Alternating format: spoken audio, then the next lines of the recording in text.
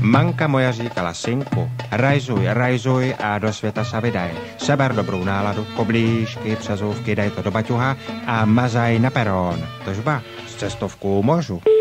Den cestovka, ano? Ano. Tak nějaké informace o hledová létání máte? O cestování a tak dále. Já bych chtěl letět někde o sezóně, někde letadlem daleko. To chci se optat, ty aeroplány, jak to léce? Jestli je ohledová jako bezpečnosti a tak, jestli nemusíme mít strach s manželkou. Moment. Halo, jste tam ještě, vy se smějete a já potřebuju tady tyto informace vědět, ano, nebo podívejte se mi jako daleko chceme a autobusem, vlakem, ono to nende. Moment, chvíličku, ano, já vám dám kolegyníku. Ano. Prosím. A dobré den, rychte řík ještě jednu. S vámi jsem ještě dcerečko nemluvil, to chci se optat s těma aeroplánama. Jak to máte, jak to léce, kdo to šoféruje a ty vstupenky, jak se to tam dává? A co všecko si můžeme s sebou s manželkou jako na tu sezónu vzít? Víte, protože my už se jako vracet nechceme. My už tam chceme ostat. Halo, nebo mám zavolat Fischera, nebo jak? Mám zavolat Fischera? Halo, kam chcete letět? No, daleko, tam slunečko, jak svítí, tož tam. Tož tam, jak svítí slunečko? Ano, jako na dovolenou. Tak na dovolenou, dívejte se. Na dovolenou. Slunečko nám svítí v Tunisku, na Malorce a i někdy svítí, myslím, v Chorvatsku. Ano. Potom by nám mohlo zasvítit slunečko. Co já? Ano, a já bych tak... A i v Itálii. Ano, a to je tam, jak je Chile, ano? Ano? To je přesně tam, jak je Chile. Tak přesně tak. A vstupenky, jak to máte u vás? Vstupenky? S jakýma vstupenkama? No vstupenky jako do aeroplána, tak.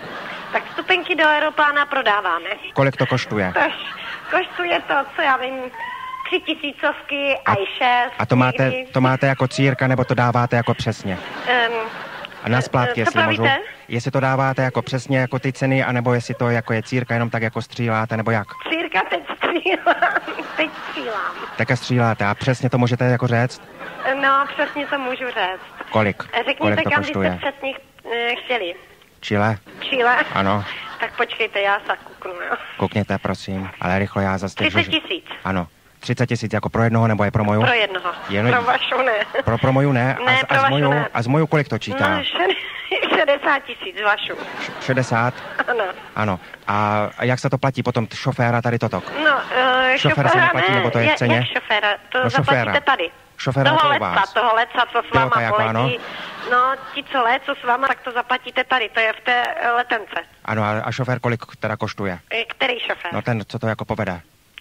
Letí letadlo, ne? No tak, jak to povede teda? No, kolik máme nachystat? 60 000. 60? Dobrá, tedy a prosím vás, a to jako jak ty aeroplány, ještě to stejně ještě jako nezodpověděli. Tak aeroplány letu. Je to okáčko třeba. Okáčko, a to jako nadzvukové, nebo jak? No, to je nadzvukové. A tož to ne, já chci jako normálně, aby jsme jako tu muziku mohli poslouchat a tak. To jako nende, to je jako daleko a to my jako tak jako musíme až špitat jako z moju, to nende. Bez muziky to nende. To bude romantický výlet. No tak podívejte se, to je zlatá svatba, jako a to je jako místo veselky, totok. Ano, Tůčkom můžete letět, Boeingy většinou do takových dálek léců. Lécou Boeingy? Ano. To má zobák, nebo jak? Ano, má šikmý zobák. Ano. Promiňte, my to nemáme. Ne, jako já se nezlobím, akorát bych potřeboval to urychlit, protože žetony nejsou, jako ano. Tak já když tak bych se stavil jako osobně, ano. Abych si a ty vstupenky mě nachystáte, může být? Nachystáme vám, jak přijdete, tak vám ty vstupenky do letadla nachystáme. Nachystajte mě vstupenky, rádio si tam můžu vzít taky sebou, ano.